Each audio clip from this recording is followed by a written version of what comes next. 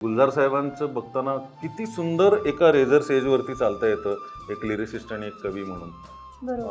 मी परवा त्यांच्याकडे गेलो होतो तर त्यांना म्हणालो की मी एक कार्यक्रम करतोय आता, दिल पडोसी है, 90वा वाढदिवस आहे त्यांचा 18 ऑगस्टला, ते पुण्यात कार्यक्रम करतोय, तर काय वेगळं करतोय असं म्हटलं की तुमच्या त्याच कविता वाचल्या जातात, वेरच तुमचं काम इतकं व्हास्ट आहे. आणि मला असं वाटतं किंवा सगळ्यांनाच बाहेरून आमचं असं मत आहे की तुमच्या ह्या बाहेरच्या बंद गेटातनं आतमध्ये दोन माणसं राहतात, एक गीतकार आणि एक कवी राहतो, आणि त्या दोघांमध्ये एक भिंत आहे. घरातल्या घरात दोन घर आहेत, पण जेव्हा गीतकार अडचणीत येतो डेडलाईनमुळे टाईमलाईनमुळे, तेव्हा कवी त्याच्या मदतीला येतो.